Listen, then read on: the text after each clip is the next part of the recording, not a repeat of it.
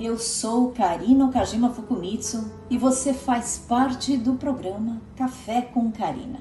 Sua jornada para se conectar com pessoas que extraem flor de pedra começa aqui e agora.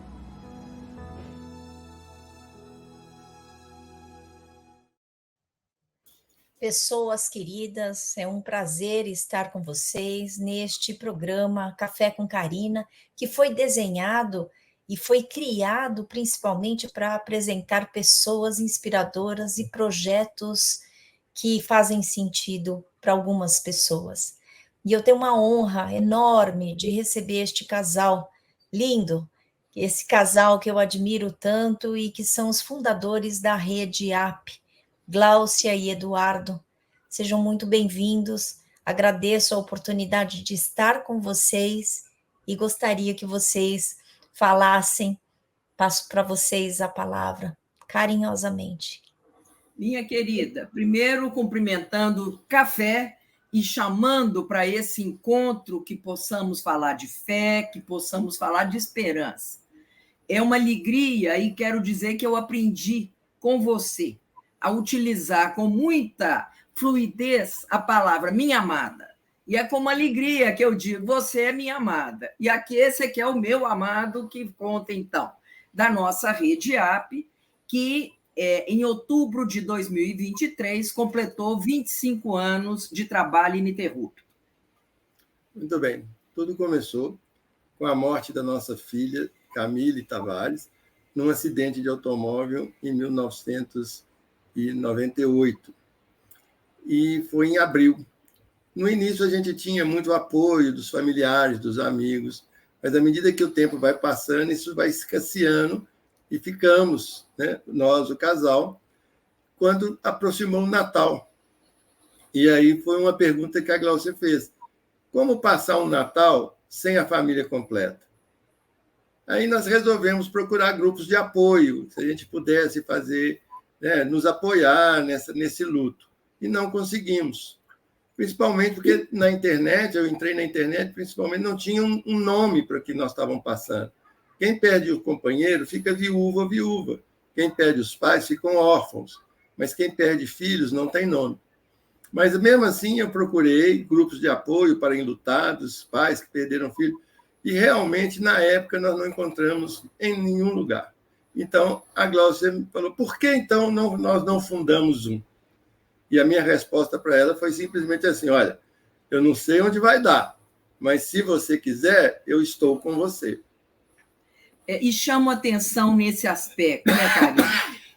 Não é incomum, especialmente na questão das perdas dos filhos, num aspecto social, onde se deposita uma carga grande sobre a perda da mãe e, muitas vezes, muito pouco acolhida a perda do pai. E como que, muitas vezes, os casais também se distanciam dentro de uma ilusão de dizer que a perda da mãe, por ter até essa acolhida social, ela é maior do que a dos pais, e isso é uma violência, né? Falamos muito que dor não se compara, mas dor se ampara. E ter escutado do Eduardo essas 4 palavrinhas foi a grande força motivadora. Eu estou com você. Né? Não estou nem adiante nem atrás, mas é estar ao lado. E acho que, sem dúvida, que na nossa parceria foi um abalo grande, significativo. À época, a minha dor, perto da do Eduardo, ela potencializava, a dele também, mas o fato de nos ampararmos e abraçarmos essa causa foi algo que nos fortaleceu. Então, tudo começou numa reunião muito intimista de pais que tinham perdido filhos. A maioria dos casais que estavam presentes eram parentes próximos. Como a gente viu que a gente não era tão raro quanto a gente pensava que os pais enterrassem seus filhos. E isso deu uma repercussão grande, aumentou, expandiu tanto, e de alguma forma, várias pessoas, outras pessoas enlutadas por perdas que não só de filhos, pedindo para participar. Então, o grupo foi aumentando cada vez mais, até um momento em que ele mudou de gênero. Como gosta de falar a Glaucia, ele mudou de gênero, passou de grupo para uma rede. Então, hoje, nós chamamos de Rede AP. E nós já temos unidades espalhadas pelo Brasil afora e até mesmo no exterior. E é interessante a ideia do AP, né? AP, que a princípio apoio a perdas irreparáveis, AP que de alguma maneira nos sugere aí a apicultura, a vida, né? A colmeia, a abelha, a vida que nos aferroa e também nos dá mel. Do AP, então, surgiu o mel, que é o movimento de elaboração de lutos, assim como a colmeia, que é um anagrama que diz de uma comunidade organizada, levantando meios de expressar e inspirar alegria. E eu acho que essa é uma das grandes questões. Enlutar não é estar adoecido, mas é, de fato, se ajustar e integrar essa experiência, e não é algo que é deslealdade à memória dos nossos entes queridos, poder ativar a alegria. Até porque tristeza e alegria não são antagônicas, mas elas são complementares. E foi uma alegria muito grande a gente ver que uma ideia simples que surgiu para nos proteger, hoje já temos mais de 5.000 famílias, né, só no AP Matriz, fora as outras unidades, e é muito gratificante. Ontem mesmo eu coordenei, a Glaucia estava com um problema, que ela, né, não pôde ir, eu coordenei uma reunião, a reunião de dezembro do AP. O que foi? A reunião foi uma das reuniões que a gente não está citando a data, né? Então tá, corta esse pedaço. Bem, está tudo certo. Eu coordenei uma das reuniões do AP, pela primeira vez sem a companhia da Glaucia, e, no final, eu me emocionei muito com a quantidade de pessoas que veio agradecer o tanto que eu as tinha ajudado. Quando eu falei, na verdade, vocês é que estão me ajudando. Então, tudo aquilo que a gente está fazendo é compartilhar esse conhecimento, compartilhar essa força, essa capacidade de ressignificar o nosso luto. E é muito interessante porque a ideia da partilha, e entendendo de fato que não é uma via de mão única, ela é uma via recursiva, ela tem uma reciprocidade, né?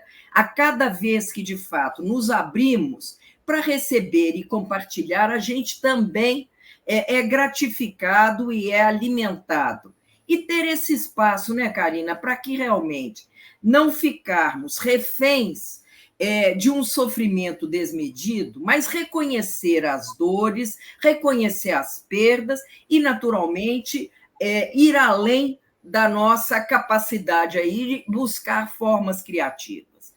Um aspecto que eu acho que é importante, que o slogan da Rede AP é o aprender a perder sem se perder. É impossível na vida não existirem perdas, né? É claro que estamos falando aqui e focando nas perdas por morte de entes queridos, como o Eduardo está dizendo, inicialmente, a primeira reunião, ela era exclusivamente de pais que perderam filhos. Passados 25 anos de um trabalho voluntário e ininterrupto, recebemos hoje enlutados, não só por consanguinidade, mas enlutados por pessoas que estão, sim, abaladas com perdas de pessoas significativas. E é interessante que agora, na época, no tempo da Covid, já existia antes alguns casos, mas aumentou muito um luto que não é muito reconhecido, que é o luto do profissional de saúde que cuida de clientes que acabam por falecer. No nosso livro, inclusive, tem um capítulo que nós escrevemos em que nós denominamos esse luto de luto paralelo, ou seja, não é um luto por consanguinidade, nem ascendente, nem descendente, mas é um luto de uma pessoa que está ao seu lado, que você cuidou e que veio ao óbito. É o luto do significativo nos casos que procuraram a rede. E é interessante isso que o Eduardo traz, né? O profissional de saúde que, na pandemia, ele sim lutou por ter pedido entes queridos, ligados, familiares, amigos, né?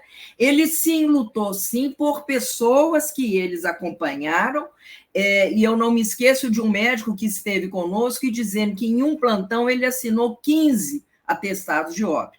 Então, esse tipo de situação, né, que acaba recorrendo aí como perdas vicariantes, também esse espaço para que seja acolhido. E acredito que o Eduardo foi feliz quando cunhou esse termo, que você podia, então, apresentar mais uma vez. Só volta um pouquinho, antes de vocês apresentarem, né, o Eduardo apresentar, coloca a capa do livro e fala para a gente como é que a gente pode adquirir este livro com as pessoas que estão nos assistindo, por favor.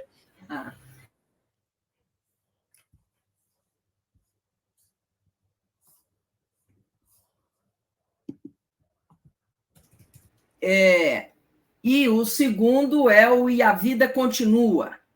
Esses 2 exemplares eles estão disponibilizados no nosso site www.redeap.org.br. Essas foram as 2 produções que a gente fez, né? Além, naturalmente, do Revés de um Parto, onde estamos juntas, né, Karina? E a alegria de termos falado e apresentado aí, e ousado dizer dos lutos, não só por mortes, mas no dia a dia, o nosso desafio de fazer escolhas, né? E a nossa vida-morte aqui também, né? Onde a gente também apresenta a Redeap. Tem alguma pergunta, Karina, que você queira fazer para nós? Olha, eu não podia deixar de falar da frase que você me ensinou, inclusive nesse livro Vida, Morte e Luto, que é a derivação da palavra trauma, minha amiga. Então, assim, eu quero que você traga, porque eu sou absolutamente apaixonada por esse ensinamento, e eu sou divulgadora número 1, né? Eu acredito que na Redeap vocês fazem muito isso, o que você me ensinou. Então, volta um pouquinho, há anos atrás, né? E eu gostaria que você falasse um pouquinho sobre a palavra trauma. Obrigada, querida. Está aqui. Então, nesse livro é publicado, e a Karina, de fato, é a grande propagadora dessa questão, quando eu digo que a etimologia da palavra trauma é ferida. E se a gente avaliar a ferida, aí, de fato, gostamos de brincar, né, Karina? Tanto você quanto eu, com as palavrinhas, digo que é uma fé ida. E que quando convidamos aqui, você nos convida para o café, é trazer essa fé para perto. Quem sabe, então, buscar essa cicatrização. E eu acho que, sem dúvida nenhuma, né?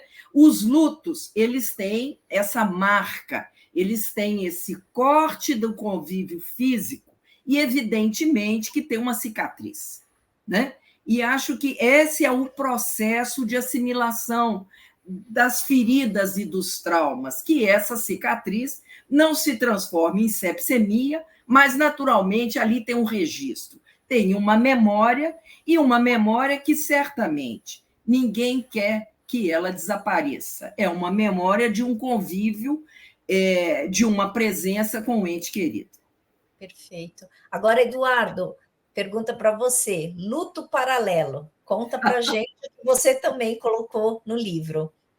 Sim, nós tivemos essa experiência, né, de profissionais de saúde que sim lutam, principalmente nós pediatras que acompanhamos a vida de uma criança desde o nascimento até a adolescência, né? Os pediatras acompanham, cria-se um vínculo que não é um vínculo sanguíneo, consanguíneo, mas um vínculo afetivo muito grande. E quando a gente perde um cliente por morte, existe um luto que não é muito reconhecido, porque na faculdade a gente aprende a tal da neutralidade científica, que é impossível você se relacionar sem se afetar. essa neutralidade é mito, a gente não consegue.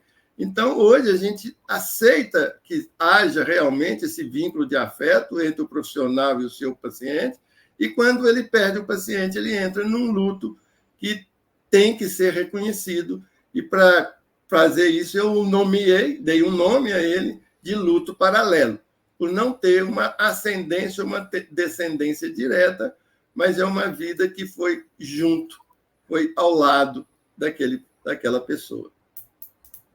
E é perfeito esse termo, né? Porque a gente passa a falar o que é um luto, a não ser partilhar com, né? Então, eu acho que você está falando, né, que em paralelo a gente também vai sim lutando, porque a gente é considerado como profissionais da saúde, e o quanto nós adoecemos, né, quando a gente não vai junto com as pessoas. E é incrível isso, né, Karina? Porque não assumir esse luto ou é escorregar para a indiferença, para a frieza, ou sobre a sobrecarga até, né, da fadiga de compaixão ou burnout, né? Quer dizer, são posições e saídas extremistas danosas para a pessoa, para as relações que ela estabelece, naturalmente, para a vida. Agora, eu queria ouvir de vocês, né? Porque vocês falaram que a Camille morreu quando ela tinha 18 anos, né? E a Rede AP comemorou em 2023 25 anos, né? Então, um projeto que começou absolutamente do desamparo, da busca de cuidados, da busca de apoio, né? Da oferta também de apoio, né? Para vocês, né, entrarem em comunhão com outras pessoas que também tinham se enlutado. Como é que é esta questão? Perceber que a tua filha com 18 anos e que vocês têm filhos, né, inclusive que se tornou uma rede, e a morte da Camille continua, né? E ela continua muito viva com vocês, né? Porque essa é a impressão que eu tenho, pela admiração que eu tenho por vocês montarem uma rede. Qual que é o significado para vocês? Duas questões, né?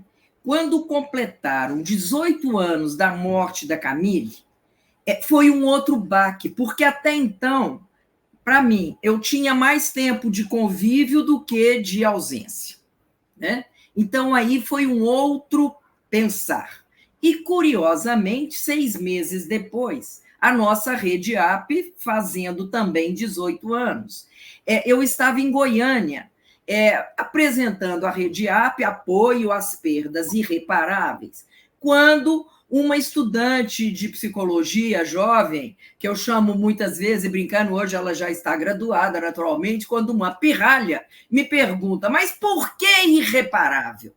E eu fiquei naquele momento, Karina, patinando para poder explicar e entender até a sequência. E, naturalmente, a primeira justificativa, não, assim, porque foi 6 meses depois da morte da Camille e tal, quem sabe a gente revê. E aí são algumas deusidências, e esse é um termo que é cunhado nas nossas reuniões, isso nasceu esse termo nas conversas com enlutados, quando então tinha um cameraman que estava registrando a reunião, e bem ao jeito mineiro, ele arredou a câmera, tirou e falou, é muito simples, é só colocar entre parênteses. E isso marcou, então, o início dos 18 anos da Rede AP, e essa sequência que, de alguma forma, sim, mantém viva esse vínculo, a memória da Camille, e por ela, com ela e através dela, a gente está. E mudamos a identidade da Rede AP, né? Quando passou apoio a perdas irreparável, ir para a reparação. Até porque entendemos que luto não se supera, não acaba, não cancela, né? Mas é um convite contínuo para tantos R's, para tantos R's que podemos, então, associar aos verbos. Conta aí 18 anos na sua percepção e 25 anos. Não, para mim, o mais importante, independentemente da idade, do tempo, eu acho que é um negócio muito legal a gente ter mantido isso com esse serviço voluntário, né? Sem nenhum interesse econômico. E eu acho, aí vem esse detalhe. Então, o que fazer? Quando você tem uma dor muito forte, essa dor é uma energia. E você não tem como, não é responsável pelo que aconteceu. Mas você é responsável para como você vai lidar com aquilo que aconteceu. Então, eu acho que essa dor, essa energia, quando canalizada para o bem, para alguma coisa que seja de utilidade, ela honra a memória da minha filha que faleceu. Então, a gente fala que o AP existe por causa da Camille. Então, é uma forma da gente manter a memória dela sempre presente. É a tal da ausência presente ou da presença ausente. Mas ela está sempre conosco a todo momento. Eduardo, me conta uma característica da Camille que você se lembra que tem tudo a ver com a Rede AP. E aí depois eu vou fazer a mesma pergunta para você, Glaucia. Tá. Para mim, a característica mais marcante dela é a meiguice. Ela era muito meiga, agarrada, ela me abraçava muito. A minha outra filha já é um pouco, também me abraça, também é maravilhosa, mas mais retraída. Ela não, eu tenho guardado dela um Dia dos Pais, onde ela me fez um livro, na verdade, folhas, ela ainda é criança, folhas com recortes de revista, falando, assim, elogiando o que é a minha característica de paz e tal, mas ela era muito meiga, muito acolhedora. E eu acho que o AP ele é, antes de tudo, um lugar de uma acolhida. Acolher para reparar. Coisa linda. E você, minha amada? A primeira característica que me salta, e quando você perguntou para o Eduardo, vem a irreverência. E era um jeito descontraído, e ela, com a maior falta de cerimônia, referia a ele de "o gordo", e eu era a Dona Maria. Né? Então, esses éramos os nossos personagens na vida dela, e isso não era de uma maneira desrespeitosa. Né? Isso me leva a entender que a Rede AP ela vai criando esses laços, e eu venho brincando com as letrinhas, porque além do apoio à perda irreparável, é a disposição a amar, a partilhar e a irmanar. E como que novos vínculos, e eu costumo dizer, né, dessa maneira irreverente, inspirada na Camille, que é semelhante ao processo homeopático. É o semelhante curando o semelhante. Se o que nos aproximou foram vínculos que, naturalmente, eles não foram perdidos, eles foram transformados, né? Novos vínculos podem ser feitos a partir dessa história. Então, hoje temos, sim, temos uma família, né? Temos pessoas próximas que nos conectam. Uso muitas vezes a metáfora do posto de gasolina. As pessoas, quando chegam até nós, muitas vezes, elas estão com os tanques desabastecidos. Algumas colocam o combustível e seguem viagem. Outras podem não sentir que o combustível esteja de uma maneira favorável ao que elas pediram. E outras se oferecem como frentistas. E eu acho que se, de fato, a rede e entender que se a ideia surgiu, esse trabalho da colaboração, da cooperação e das conexões entendem que realmente essa força é muito maior do que o nosso gesto, porque ele está em parceria com tantas pessoas que hoje nos apoiam também e estão conosco. Nossa, lindo, lindo. Vocês sabem que eu, ouvindo vocês, né, eu me lembrei de um autor que eu gosto muito e eu o acompanho, que se chama David Kessler. E um dia, dando uma entrevista para Brené Brown, ela pergunta o porquê que muitos casais, depois da partida dos filhos, das filhas, eles se separam.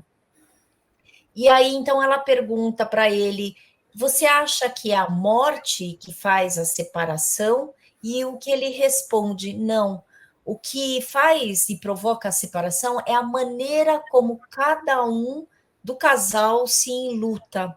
E eu achei muito interessante, porque o que eu mais admiro, e aí então, quando você fala, vamos abrir a rede app, né? E na verdade o Eduardo fala, eu estou com você, eu não sei onde que isso vai dar, né? Eu entendo que como é que a gente pode, enquanto casal que tem a morte do filho ou da filha, o que a gente pode fazer para que essa relação, né, tenha uma certa flexibilidade, uma nova estrutura e aprendizagem? Me conta um pouquinho o que vocês utilizaram, porque assim, eu tenho o privilégio de acompanhar você falando do Eduardo, né? Você contando algumas coisas, os causos de vocês.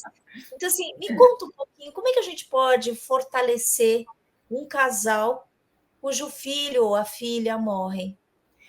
Karina, eu queria expandir, não só para casal, não só para a perda de filhos, mas para as interações e as relações humanas. Perfeito. Relações que se alimentam por competitividade, eu torcer para o outro abaixar, para eu poder subir, são relações tóxicas, e a gente conhece isso, né? E uma toxicidade que, se eu tenho que rebaixar o outro, é porque o meu tamanho também está muito pequenininho. Mas considerar, né? E eu acho que de novo, a etimologia da palavra, sideral é considerar o brilho, a condição.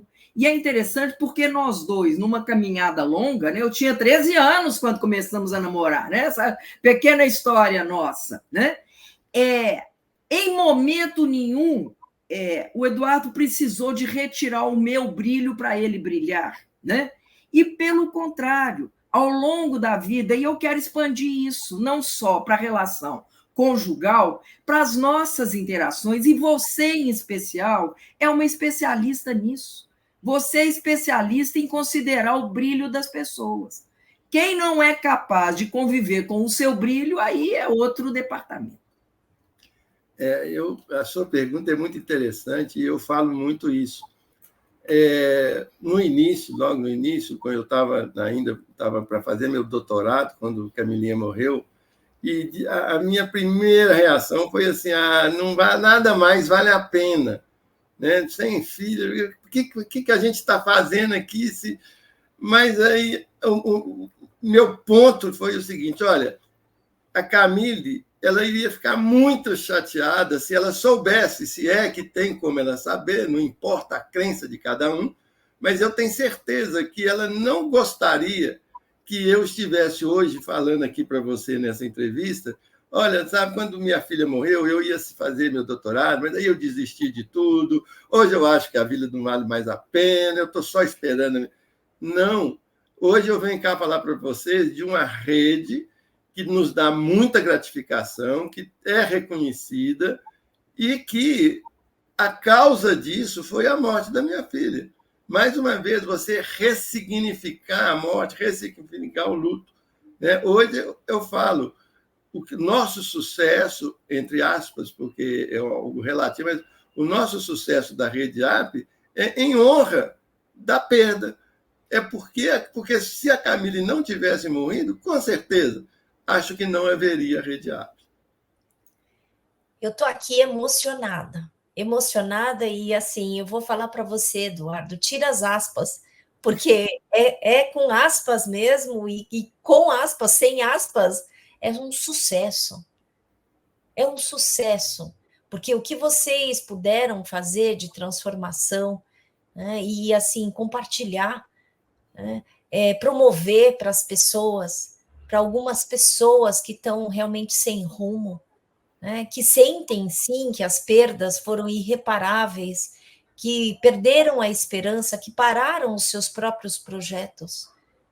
Eu estou bastante emocionada porque a história de vocês é uma história que fala permanentemente, continua, apesar da vontade da gente morrer junto com a pessoa que partiu. Exatamente. Não é? É Interessante, Karina, porque eu brinco algumas vezes que nas nossas reuniões existem pessoas que, claro, que chegam muito abatidas. E à medida em que vão escutando, vão compartilhando, É como se elas tivessem feito uma cirurgia plástica de alma. O olho brilha. E é um brilhar que, de novo, não é uma deslealdade à memória do ente querido. Né? Eu acho que isso que Eduardo exemplifica, por não ter desistido do doutorado, pelo contrário, como forma de homenagear e não desistir, mas de tocar, de prosseguir.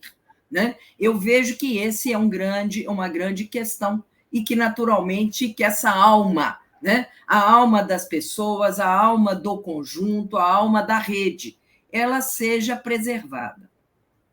Lindo, gente, lindo. E voltando ao que a Gláucia falou, nós estamos comemorando esse ano 55 anos de namoro, casamento menos, porque eu tive que esperar 7 anos para poder casar, porque ela ainda era menor de idade. Então, de namoro, nós somos 55 anos, e em nenhum momento realmente teve assim, um querer o prejuízo do outro. Pelo contrário, eu brinco, falo que a Gláucia me valoriza mais do que eu próprio, e ela fala a mesma coisa, que eu dou força para ela quando ela acha que ela não vai dar conta, que eu dou força para ela, que eu confio mais nela do que ela própria. Então, não há competição, mas há cooperação em tudo que a gente faz. E isso é um segredo, talvez, também, para manter essa relação, né, a relação conjugal, de uma forma. Não quer dizer que, de vez em quando, não tem um quebra-pau, mas com respeito sempre. E um dos principais temas que eu falo é necessário respeitar as diferenças. Porque nós somos diferentes, nós temos opiniões diferentes. Então, para você respeitar a opinião do outro, você não precisa concordar com ela.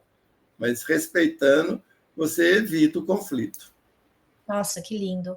Você sabe que vocês estão falando agora, e eu me lembrei de um ensinamento do Ari Heifeld, né, numa das aulas lá da pós-graduação em Gestalt, né? E ele traz o conceito de amor.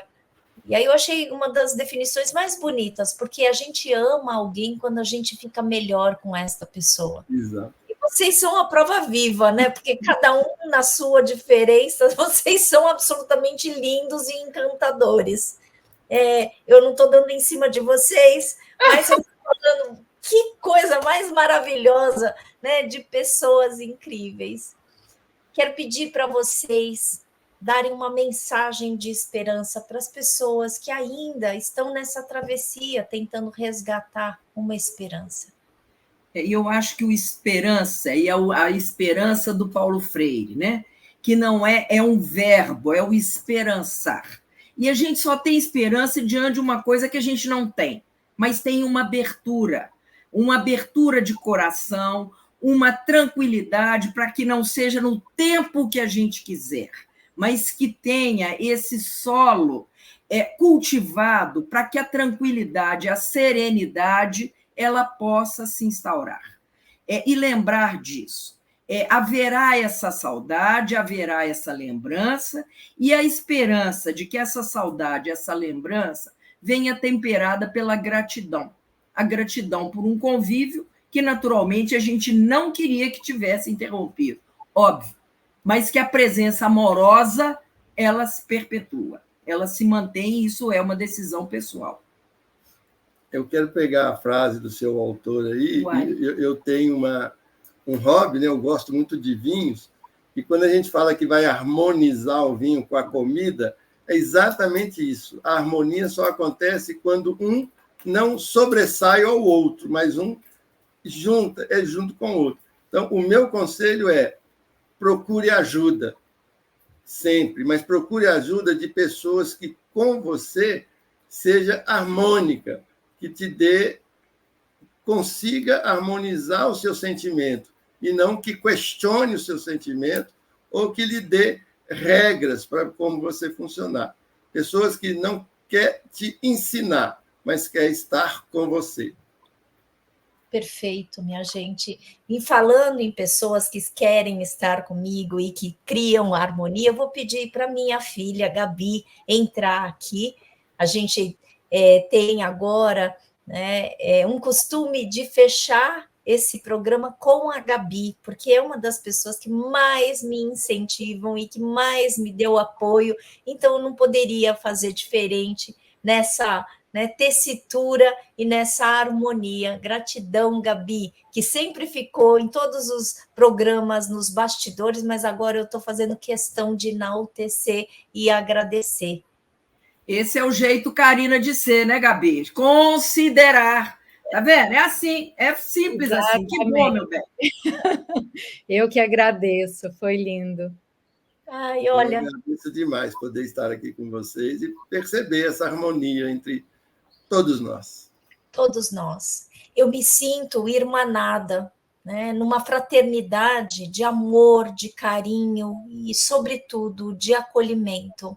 Esse momento que nós tivemos juntos juntou a meiguice, a ternura, a irreverência, o humor, né? E mais do que tudo que a gente acabou de falar, juntou o respeito, que é o que o Eduardo traz como, né, imprescindível para que as relações aconteçam. Casal, olha, um beijo para vocês, gratidão. Ah, olha que coisa mais linda! Gratidão enorme estar com vocês. Gabi, minha filha, gratidão. E pessoas que nos assistem também. Amém. Amém. Muito obrigado. Nem enjoei, menina. Todo dia não enjoo, não. Um beijo para todos. Valeu, querida. Minha amada, amada.